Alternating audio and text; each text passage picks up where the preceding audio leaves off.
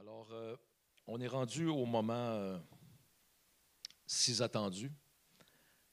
Un homme que j'aime beaucoup, que j'apprends à connaître, et puis c'est un homme, c'est un serviteur incroyable. Il est toujours disponible. C'est un homme qui a la joie. La joie, c'est ce qui, je pense, qui te qualifie. La joie, puis la paix. C'est un homme on gagne à connaître. Alors, je vais avoir le privilège, comme tous et chacun ici ce matin, d'avoir le privilège d'en savoir plus. Je sais juste une chose, c'est un ancien bum, c'est ça qu'on me dit. Alors, je vous prierai de me joindre à moi pour accueillir aujourd'hui notre témoin en ce samedi 14 décembre 2024, M. Marc-André Bernier.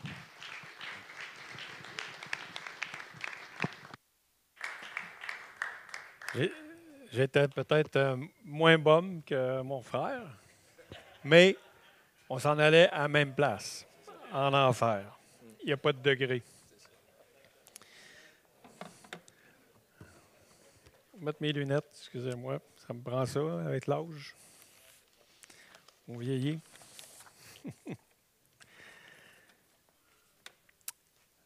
Je vais commencer par prier, demander au Seigneur que vraiment puisse mettre sa main, que ce témoignage que je vais vous raconter, quelques parties de ma vie, que ça puisse faire que vous pouviez vous-même sonder vos cœurs, puis réaliser l'importance de marcher droitement avec le Seigneur, pleinement. Seigneur, on veut te remettre ce temps, Seigneur, pour que vraiment, Seigneur, le Saint-Esprit, Seigneur, descende sur chacun des cœurs de nos frères et sœurs, des gens qui sont ici, et qu'ils puissent, Seigneur, être touchés, et que ces paroles qui sortent, Seigneur, ce soit les tiennes et non les miennes, Seigneur Jésus. Je te remets toutes choses, Père éternel. Au nom de ton Fils Jésus. Amen.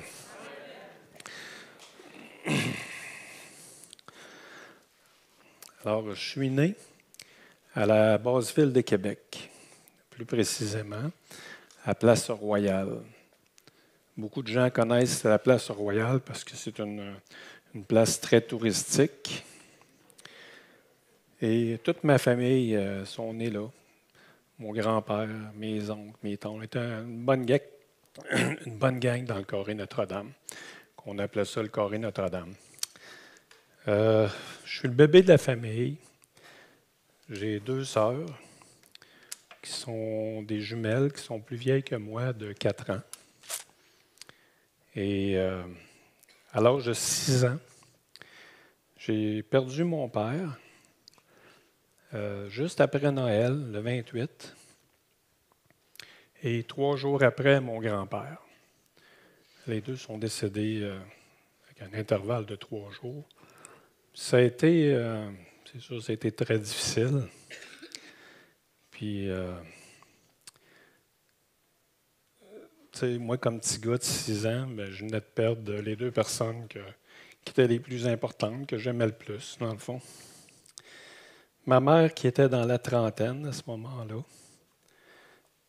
s'en est vraiment pas remise tout au long de sa vie. Ça a été difficile. Puis toutes les Noëls qui ont suivi, je vous dirais que ça a toujours été plate. Parce que ma mère ne s'est jamais remariée. Les autres, il y avait des mentalités dans les années 60. C'était un homme, puis c'était ça. Alors, ça a toujours été le temps des fêtes chez nous, il n'était pas fête. On était tous d'éducation catholique.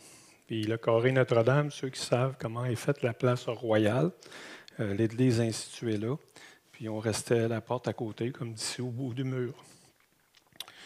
Et aussi loin que je me souvienne, le soir, quand je me couchais, je priais.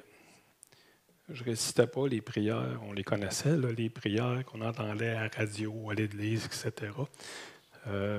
Mais moi, je parlais, je discutais. Je parlais à Dieu. Puis je me suis aperçu que beaucoup d'années plus tard, que c'était Jésus avec qui je discutais. Puis déjà, il avait sa main sur moi. L'endroit où je suis né, la place Royale, c'est dans le fond, c'est surnommé le berceau de la civilisation française en Amérique. C'est la plus vieille place à Québec. Parce que Samuel de Champlain, quand il est arrivé en 1608, il a bâti la première habitation, qui était un fort et après ça une habitation. C'était les plus vieilles, c'est la plus vieille habitation qu'il y avait à ce moment-là en Amérique. Puis beaucoup de gens sont morts suite à ça parce qu'il y a eu des batailles fréquentes avec les Indiens. Par la suite, avec les Anglais. Puis même les Français, entre eux autres, ceux qui arrivaient ici, ils arrivaient, dans le fond, ce n'était pas des gens de la haute société, c'était tous des gens des prisons, des prisonniers. Donc, on sait que même en prison, il y a des chicanes entre les personnes qui sont là. Alors, il y avait des combats aussi entre eux.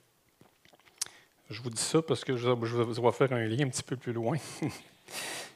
La place Royale, avec le temps, dans le temps où moi j'habitais là quand j'étais petit, c'était déjà le berceau de tous les péchés, tous les interdits, je pourrais vous dire, parce que c'était la place à Québec.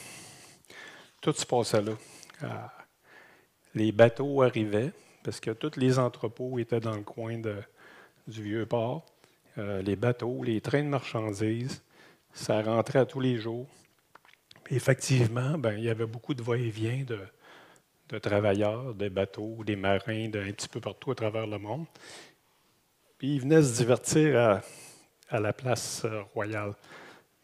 Donc, ce que ça veut dire, c'est que vous pouviez trouver à la place Royale de la drogue, de la boisson, de la prostitution, des bagarres, des vols, etc.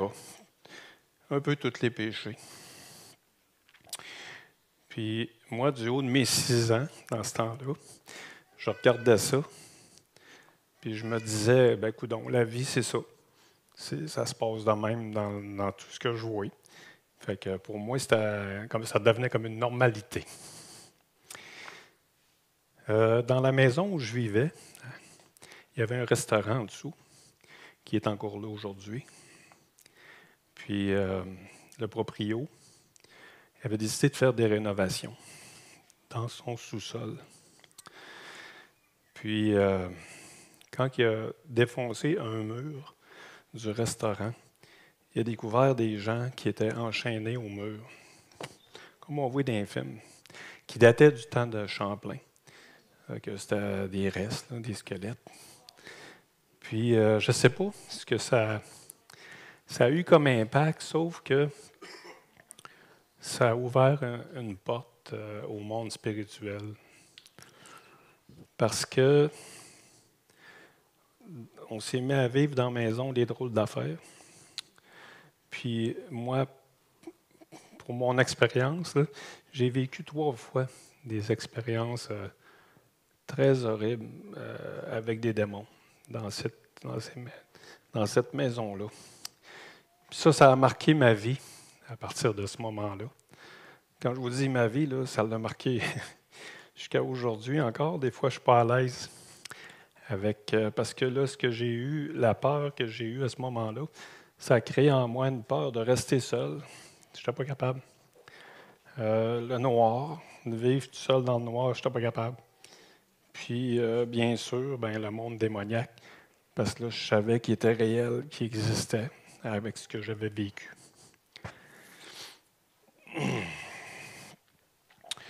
Après le décès de mon père, puis ces événements-là, il n'y avait pas d'aide sociale comme aujourd'hui. Fait que ma mère, qui avait une 5e année, pour tout ce qu'elle savait faire, c'était coudre, faire de la couture.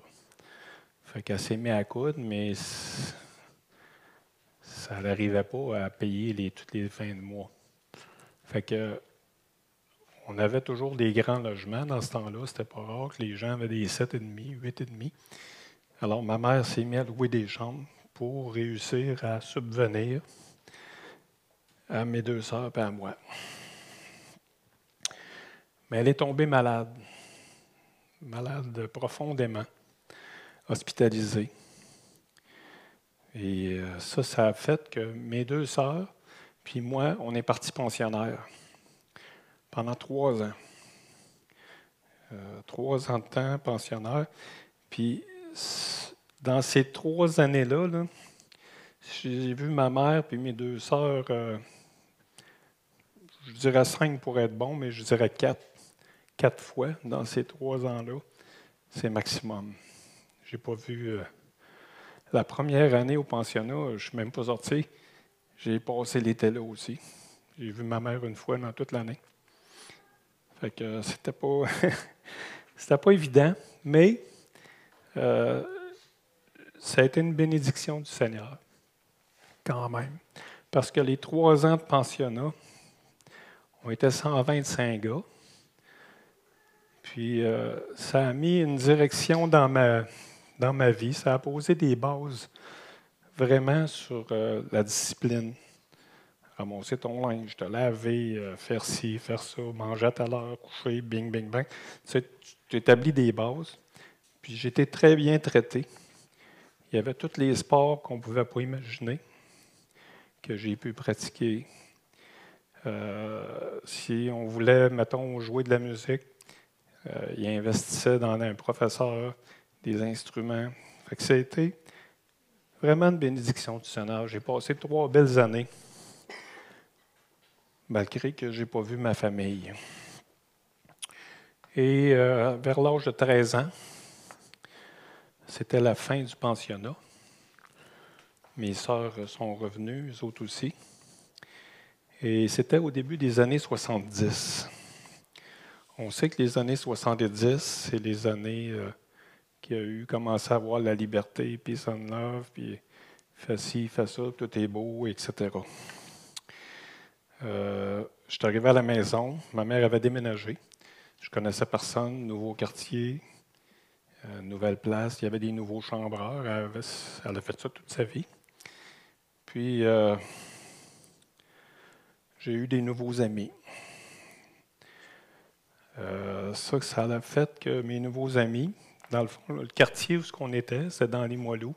C'était un quartier quand même qui était assez défavorisé. Donc, mes nouveaux amis prenaient toute de la drogue. Fait que c'était les débuts pour moi aussi. J'ai suivi avec les autres. Puis j'ai commencé à embarquer.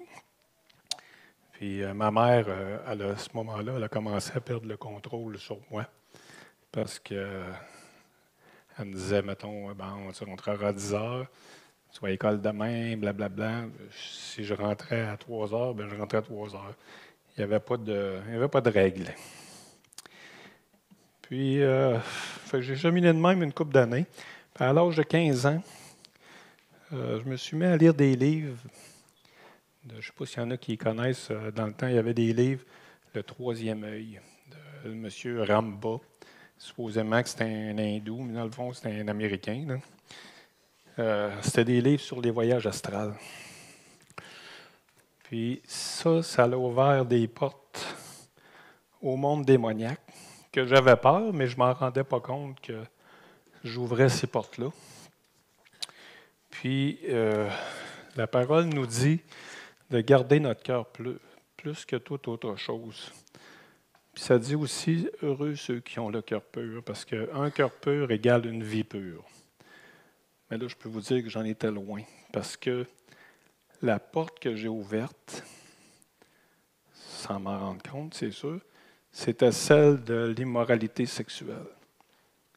Et savez-vous pourquoi c'est cette porte-là que j'ai ouverte? C'est parce que depuis la perte de mon père, de mon grand-père, de ma mère que je n'ai pas vue, de mes sœurs, j'avais un manque d'amour profond, un besoin naturel qu'on a tous.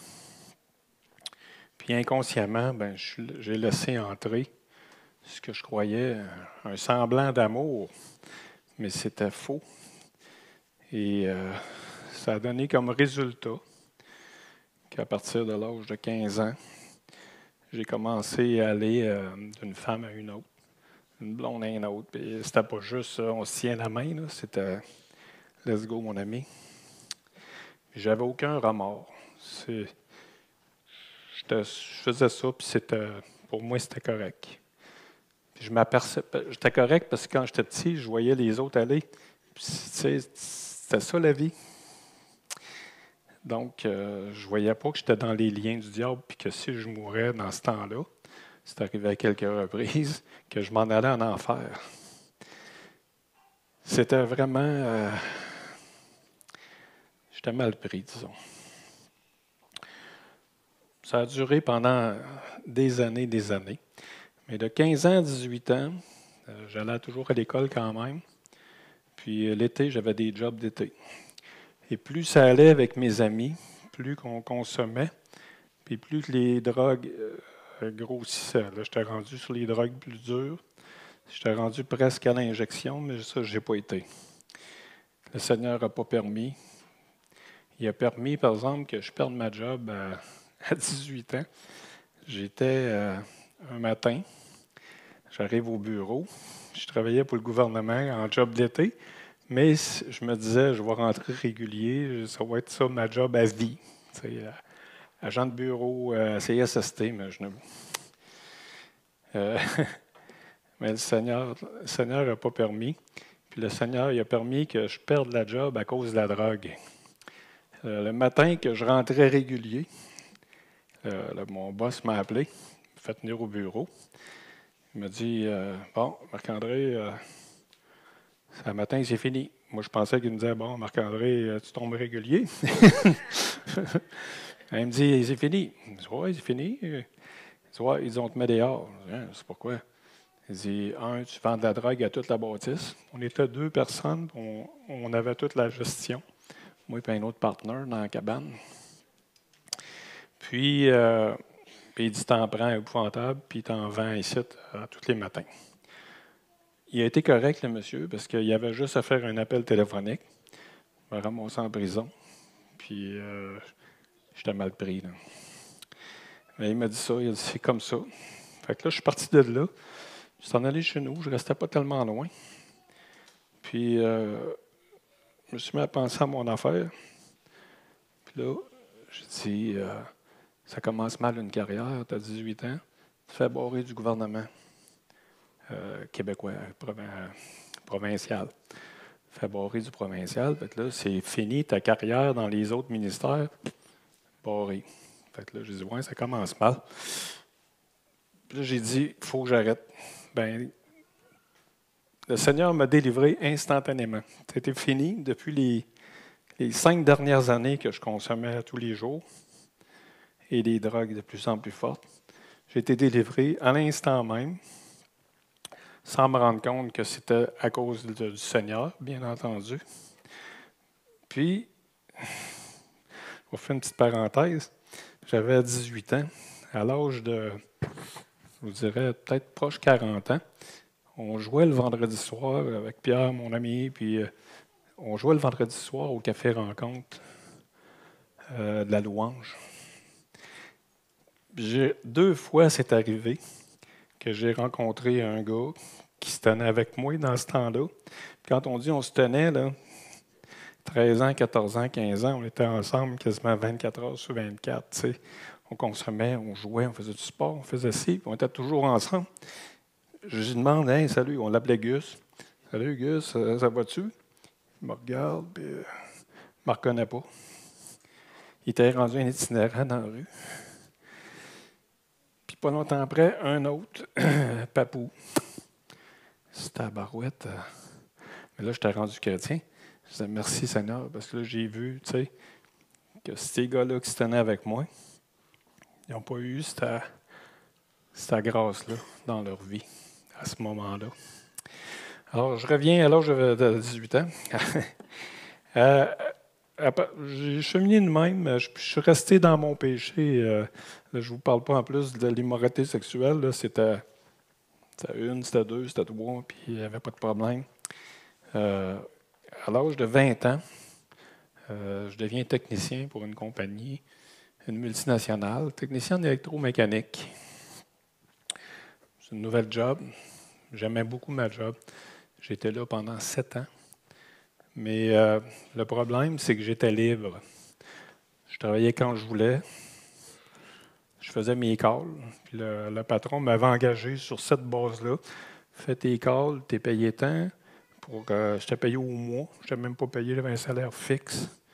Il dit, aux 6 mois, on se voit, tu as une augmentation. Puis fais tes calls, puis ça va être bien correct. Fait que je me suis mis à travailler quand je voulais. Surtout le matin. Je travaillais toujours le matin. Puis l'après-midi, ben, j'allais voir mes chums. Ou j'allais voir quelqu'un d'autre. Les autres, ils consommaient. Moi, je ne consommais plus. Puis on s'avait fait un petit orchestre, on jouait dans le cave, puis des affaires de même. Mais c'était encore plus facile pour moi de demeurer dans l'immoralité parce que j'avais des temps libres, c'est épouvantable. Je couvrais de Trois-Rivières jusqu'en Gaspésie. J'étais le seul technicien. Alors, je pouvais dire, je m'en vais 3 jours en Gaspésie, puis à Matane ou peu importe. Fait que j'étais toujours libre. Il n'y avait personne qui me surveillait.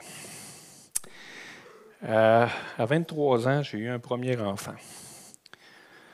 Et il n'est pas ici. J'ai 2 de mes fils qui sont là, mais mon autre fils, il est malade, justement.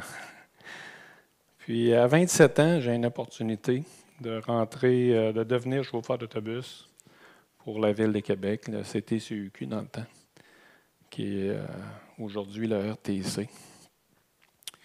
Alors, j'aimais beaucoup ma job de technicien, mais je n'avais pas de sécurité.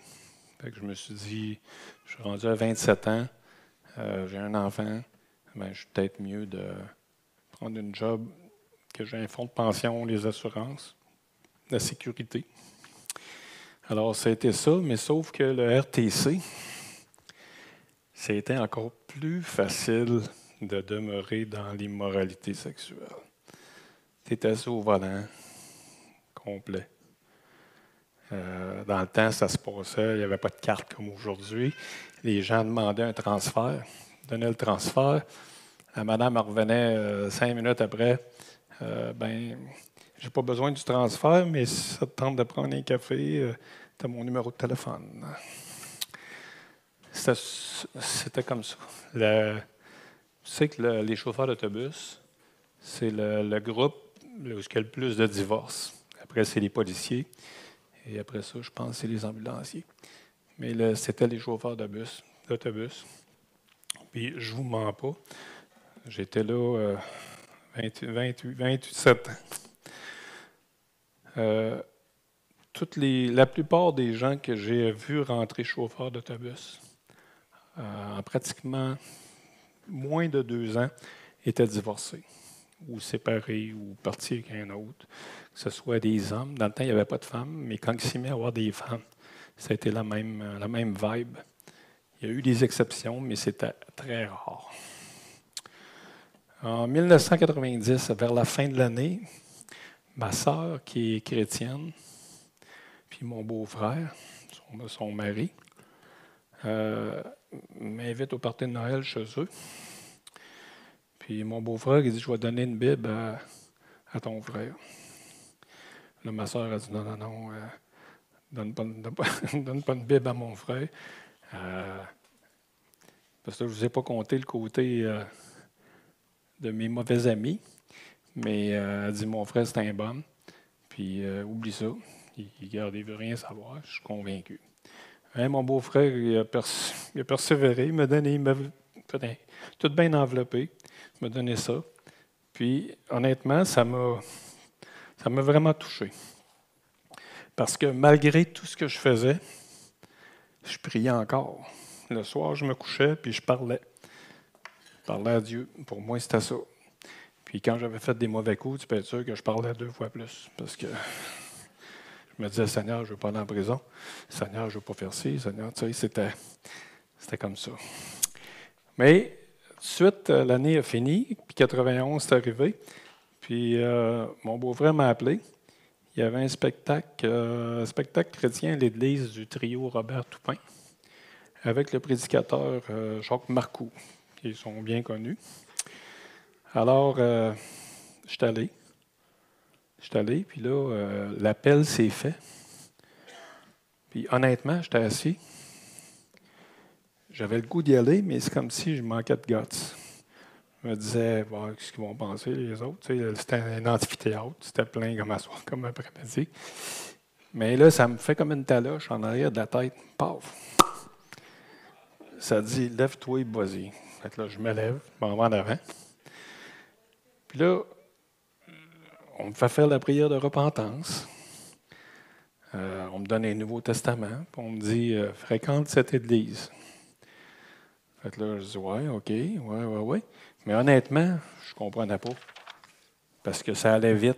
Tu sais, je ne comprenais pas. Là. Je comprenais que j'étais un pécheur, que j'étais perdu, que je m'en allais en enfer. Mais je ne comprenais pas le reste de la vibe.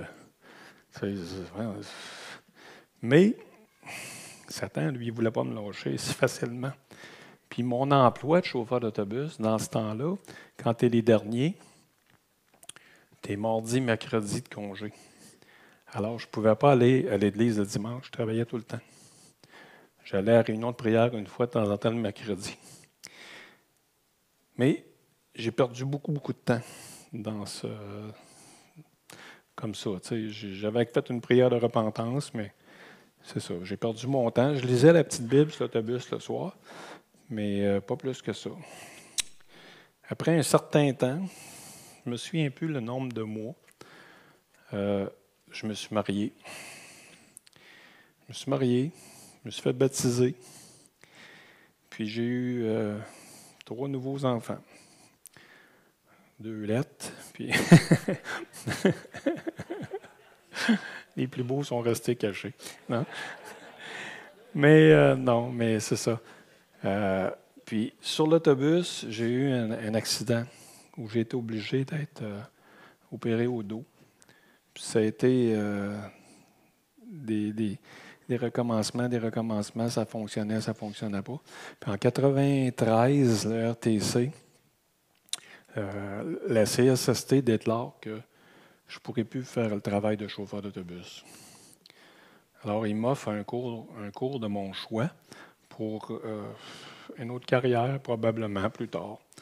Alors, j'ai pris, dans le temps, j'étais déjà technicien. Les ordinateurs commençaient à être à la mode, fait que j'étais beaucoup attiré. Fait que j'ai pris le cours de programmeur analyste. Puis, le cours, c'était 18 mois. C'est un cours de 3 ans, mais accéléré sur 18 mois. Fait que tu n'avais pas de temps de niaiser, pas de temps à perdre. Puis, vers la fin du cours, 1 mois avant que je m'en aille en stage, j'ai un appendicite. Un appendicite, mais péritonite. Ça veut dire qu'il y a un perforé. Puis normalement, quand c'est perforé, ben, tu n'as pas un grand laps de temps pour t'empoisonner de l'intérieur. Donc, il faut aller à l'hôpital assez vite. Sauf que moi, j'avais mal, mais j'ai tellement attendu avant d'aller à l'hôpital que lorsque je suis arrivé là, j'étais infecté sur plus de 90% de mon corps. J'avais des parties qui étaient presque paralysées.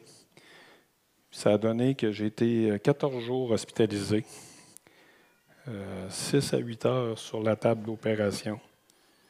Puis le médecin, le chirurgien que j'ai rencontré une journée ou 2 après, il m'a dit ouais, ben mon homme, 30 minutes de plus, puis on ne t'aurait pas connu.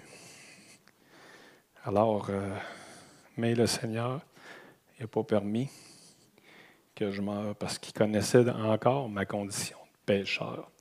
J'avais eu beau me faire baptiser, me marier, aller à l'église plus régulièrement, mais j'étais toujours dans mon immoralité. L'année qui a suivi, j'avais une maison à Beauport, puis on a décidé de vendre la maison pour acheter une fermette dans le Binière. On voulait s'en aller plus en banlieue, puis pour les enfants, on disait que ça serait mieux. Puis ça a fait que j'ai changé d'église. Parce que l'église que je fréquentais était à Charlebourg. Alors je me suis ramassé à Laurier Station, à l'église pentecôtiste. Puis comme j'étais musicien, puis là-bas il en manquait, ils m'ont demandé de m'impliquer dans la louange tout de suite quand j'étais arrivé. Fait que ça allait bien. On s'est mis à fréquenter cette église-là. Mon cours était terminé. Puis ces années-là, l'informatique rentrait dans les maisons de plus en plus. Alors, j'ai ouvert un premier commerce à Lobinière en informatique. Ça a super bien été. Les ventes, ça allait au toast. Puis ça a tellement bien été que j'ai pris une année sabbatique sur l'autre année qui a suivi pour vraiment m'investir juste dans l'informatique. Fait que ça allait bien, je faisais de l'argent. On louait des chars, mes enfants étaient là, tout roulait. Je me pensais en sécurité. Je ne pensais pas trop au Seigneur, honnêtement.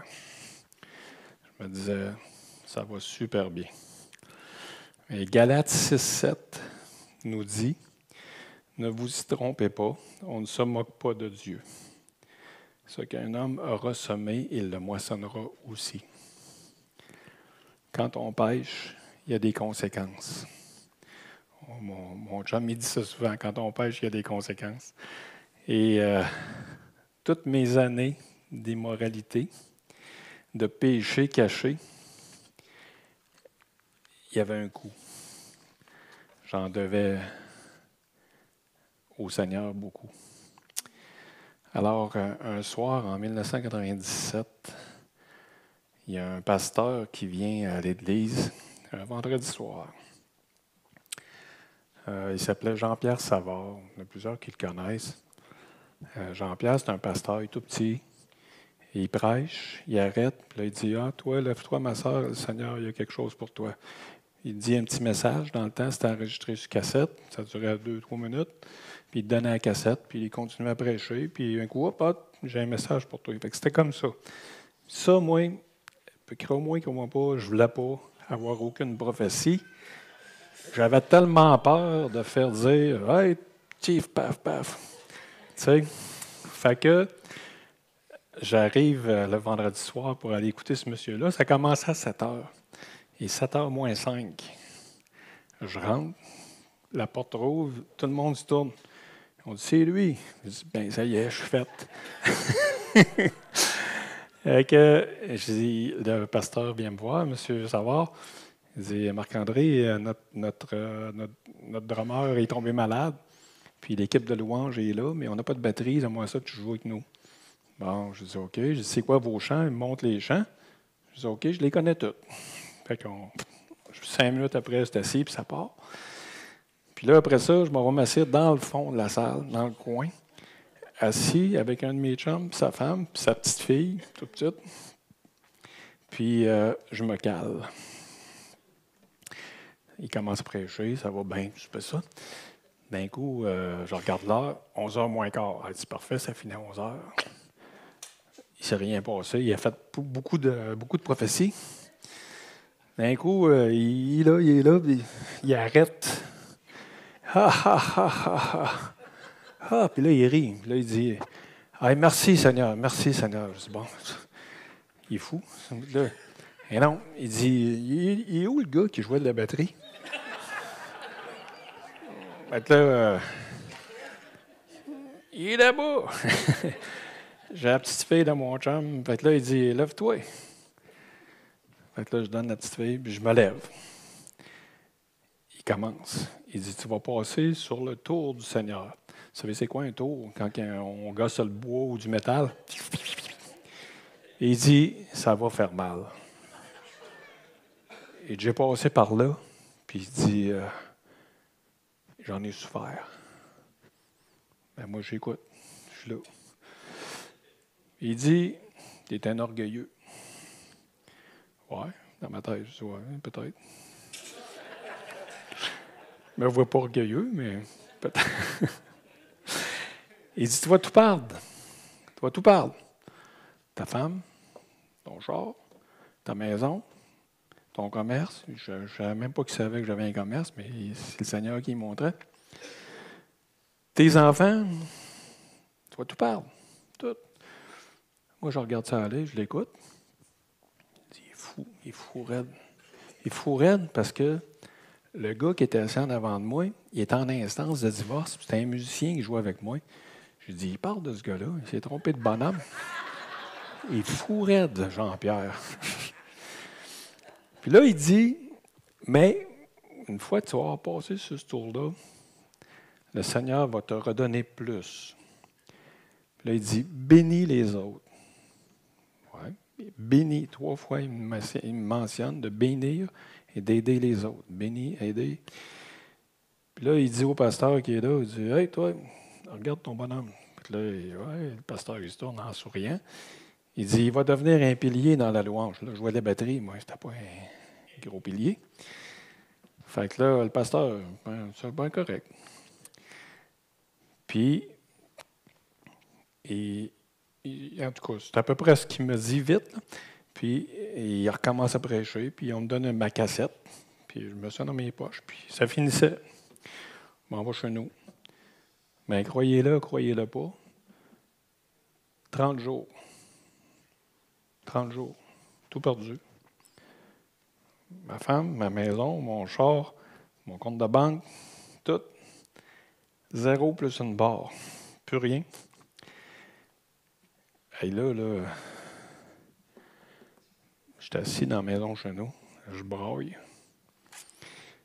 Puis, je réécoute ma cassette. Hein. Puis, je m'accroche.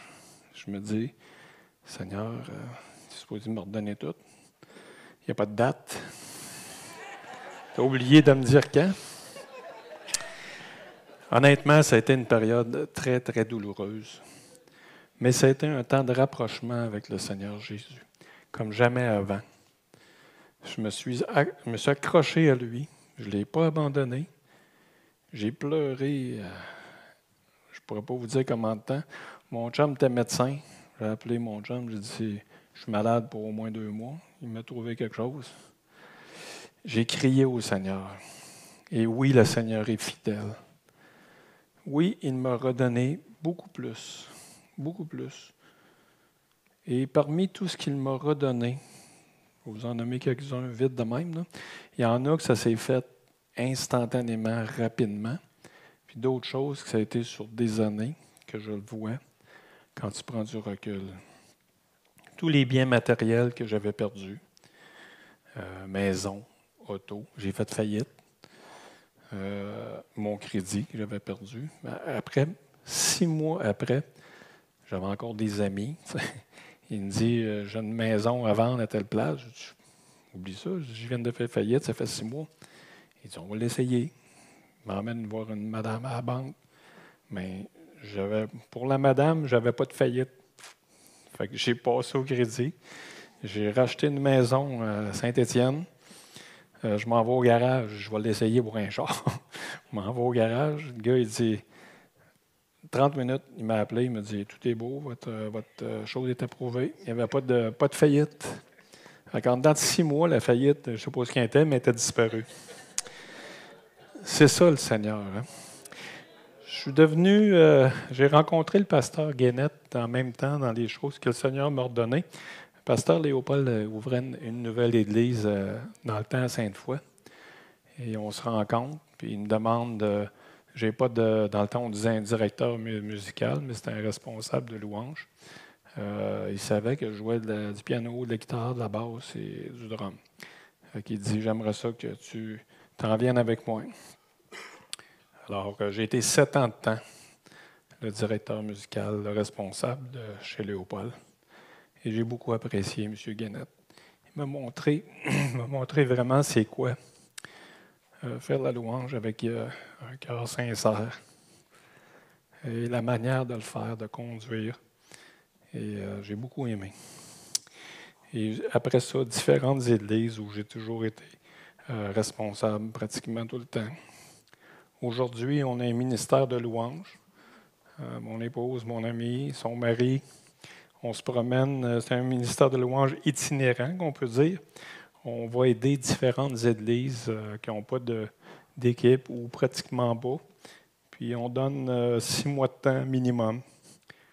Et comme là, Saint-Malachie, ça va faire 1 an qu'on est là. La semaine prochaine, on est là. Et les autres, ça les aide beaucoup. Et aussi, moi qui n'aimais pas lire la Bible plus qu'il en fallait, ben, j'en suis cette année à ma 3e année de collège biblique.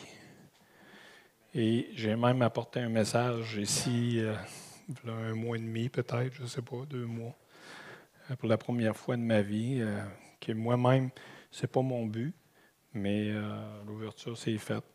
Et jamais j'aurais pensé que j'aurais emmené un message, un message dans une église.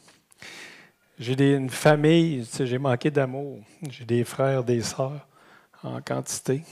Puis j'en vois ici là, qui sont là, qui témoignent par leur présence ici.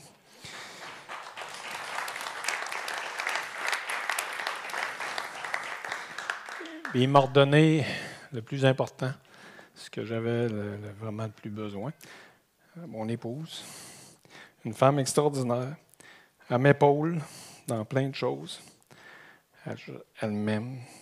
Elle m'a aussi gardé près de Jésus par son exemple. À tous les jours, j'entends Marie lire, prier, louer, et on le fait à tous les jours ensemble. Et un de mes garçons, quand il est parti de chez nous, il est resté 3 ans ou 5 ans, je me souviens un peu. Mais il a dit, quand il est parti, papa, l'affaire que je peux te dire, c'est qu'à tous les jours, je vous ai vu prier ensemble à tous les jours. Puis Proverbe 31:10 nous dit, qui peut trouver une femme vertueuse? Elle a plus de valeur que les perles. Le cœur de son mari a confiance en elle. Elle lui fait du bien et non du mal tous les jours de sa vie. Et ensemble, on est une famille reconstituée. On a 8 enfants, 4-4. 8 petits-enfants, 4-4. Puis une arrière-petite-fille, c'est moi. Fait que je suis arrière-grand-père. Amen. Ça, c'est toutes ces choses, c'est la fidélité de mon Seigneur Jésus. Puis aller jusqu'à cette période, j'achève, que j'ai passé sur le tour du Seigneur, je me suis rendu compte que je jouais aux chrétiens. Avant de passer sur le tour, là, je me suis rendu compte que je jouais aux chrétiens, que j'étais un pécheur et que si je mourais, je ne m'en allais pas dans la présence de Jésus. Oui, j'allais à l'assemblée. Oui, je donnais ma dîme. Oui, je priais. Mais dans mon cœur, je ne mettais pas Jésus en premier dans ma vie. J'aimais des choses matérielles plus que lui, des personnes plus que lui, plein de choses plus que lui. Puis, tu sais, aujourd'hui, on entend des fois sauver un jour, sauver toujours. La parole ne nous dit pas ça. Si vraiment tu ne mets pas Jésus dans ton cœur en premier, dans chaque chose, eh bien, tu n'as pas un bon départ avec le Seigneur. Puis le Seigneur savait que mon cœur était si dur dans ce temps-là, que la seule manière qu'il y avait, c'était que je passe sur cette épreuve-là, que je perde tout. Puis que ça ferait que je lui appartiendrais totalement. Puis qu'il serait le premier en tout pour moi dans ma vie. Je me suis reconsacré au plus profond de mon cœur à Jésus. Je sais qu'il m'aime. Puis je sais qu'il y a une demeure au paradis pour moi. Et tous les jours, je dois prendre mes armes, les armes du chrétien, mon armure, car le diable il est toujours là à rôder. C'est ça qu'on appelle porter sa croix tous les jours, comme nous le demande Jésus. Il faut dominer sur notre chair, dans mon cas, tenir en bride notre corps, nos pensées. C'est pas facile, mais c'est pas impossible. Parce que même l'apôtre Paul nous dit dans Romains 7 que je ne fais pas le bien que je veux et je fais le mal que je ne veux pas. Paul, qui était le plus grand prédicateur, qui a écrit pratiquement toute la Bible. Alors même lui trouvait ça difficile. Il faut beaucoup d'efforts, mais sincères pour éliminer le péché de nos vies. Le bon moyen, c'est de se sanctifier à chaque jour, chaque instant, chaque moment de notre vie. Puis comment? Bien, en lisant la Bible, premièrement, en priant, en s'approchant de Jésus. Puis cela, c'est pour le reste de notre vie. C'est pas que tu fais ça, tu as 2 semaines de vacances. Tu fais ça, tu as un autre petit bout. Je vous souhaite à tous la même chose. Pas d'être sur le tour du Seigneur, mais votre engagement de tout votre cœur envers Jésus. Vous allez voir que la main puissante agir dans votre vie. S'il y a des gens ici ce matin qui ne connaissent pas le Seigneur Jésus ou qui ont des choses cachées de leur vie, je vous invite à prendre conscience de l'importance d'avoir une vraie repentance devant le Seigneur. Puis une vraie repentance, selon la parole, c'est quoi? Une prise de conscience du péché dans notre vie, mais pas une prise de conscience humaine. Parce que notre raisonnement humain, c'est sûr qu'on va voir des péchés, on va dire, bah, ça, c'est pas grave, là, tu sais, c'est une petite affaire, j'ai fait ça. Ben, non, c'est qu'on parle, c'est parler avec légèreté du péché. Puis, si vous avez la connaissance divine du péché, qui est le fruit du Saint-Esprit, bien là, le péché, il est vu comme un couteau qu'on rentrait dans le cœur de Dieu. Ça nous fait réfléchir avant de pécher. Puis quand tu as une telle connaissance, la connaissance divine, tu as un cœur vraiment brisé face à tout péché. Peu importe qui l'a commis, que ce soit moi, que ce soit mes enfants, que ce soit un autre, peu importe, tu vas avoir un cœur brisé face à tout ça. Puis une vraie repentance aussi, c'est le regret, la tristesse à cause du péché.